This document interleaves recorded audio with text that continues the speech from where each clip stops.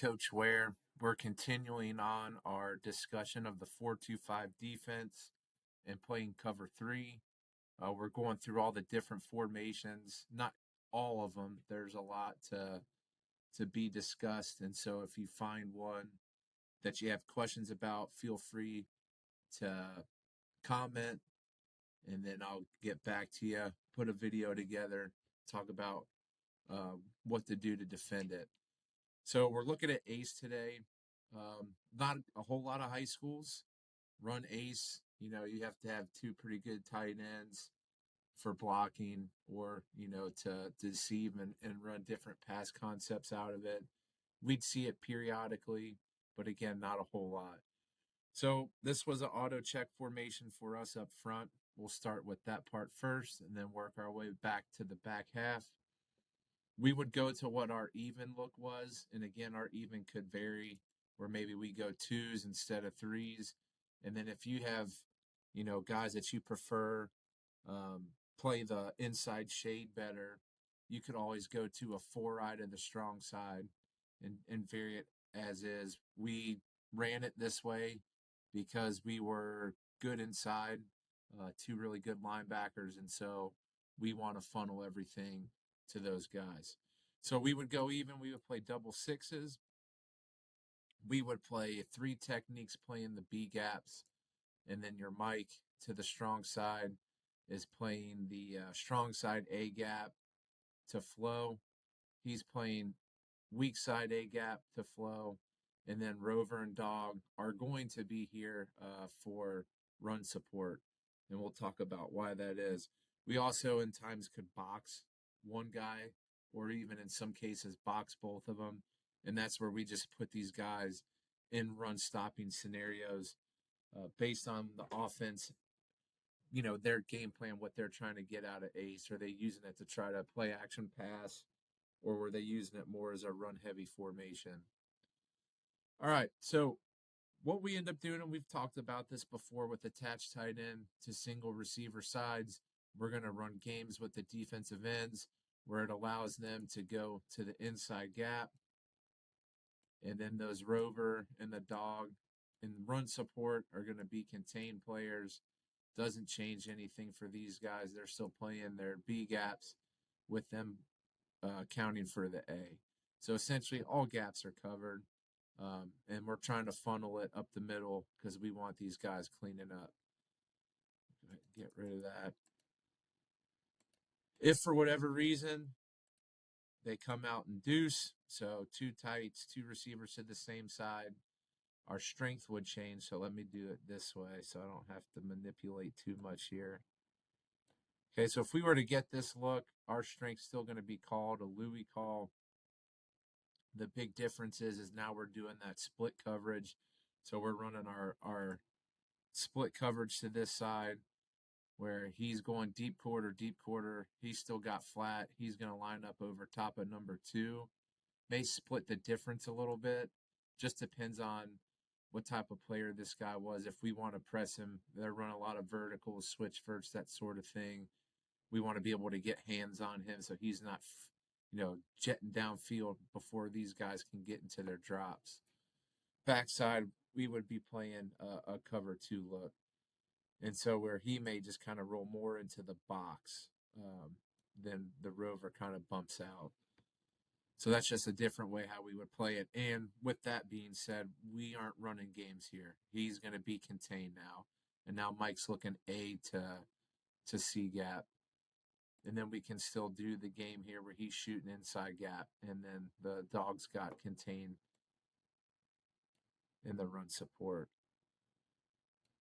Okay, but otherwise, it's our basic cover three. Flat, flat, deep third, hook to curl. We'll take a look at a play here. It's not 100% ace. We considered this ace as well. If these guys were in flex, we called it ace. Just our alignment wise. Ace. We would have called this ace flex because these two guys are off the ball, but we wouldn't have treated this any different alignment wise or assignment. So we would have called this to the wide side, so we should have a Louis call.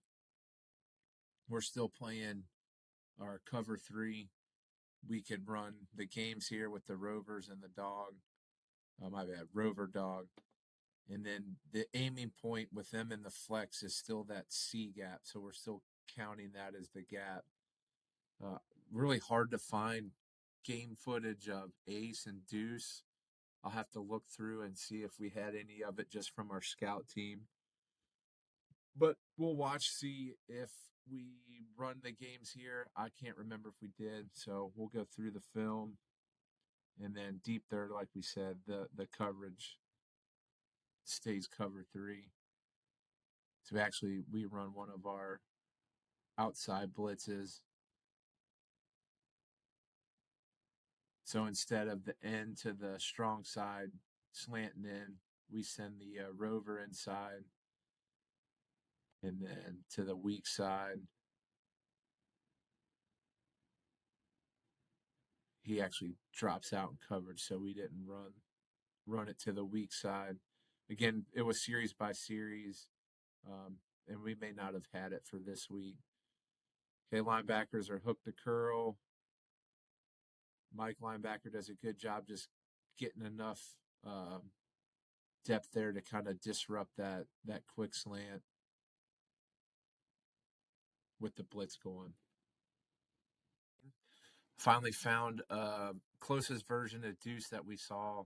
Crazy to go back, and I didn't really find much as far as Ace or Deuce. A lot of teams went to like a tight end wing. So instead of this tight end being here, he was lined up right there. And then we saw a lot of two guys here without the tight end in that spot. So call your off formations whatever you choose, but that's kind of what we more or less saw of than your traditional ace and deuce.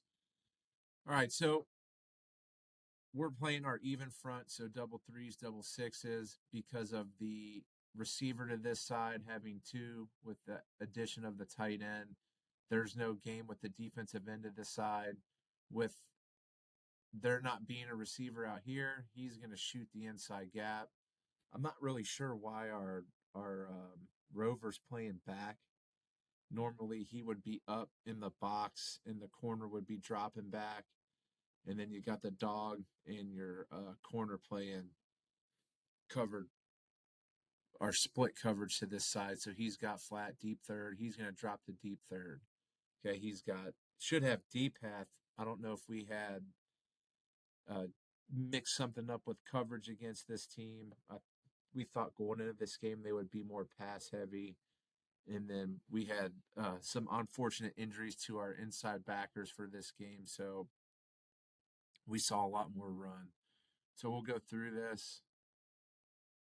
He does a backside in, does a good job jumping the snap count. And then scrapes flat. Makes a good play. Strong side in. Forcing it to go inside, maybe a little bit too far upfield. And then trying to funnel it to our backers. But tough. The one will linebacker was our starting dog, who got moved there. This week got reps at it, and then we were starting a sophomore at the Mike linebacker. All right, coverage wise, he's coming down the flat. The rover corner's dropping deep, deep third, deep quarter, and then free safety dropping. And for whatever reason, our rover dropped, which I'm not sure what we were doing with the corner and the rover to that side. Good play.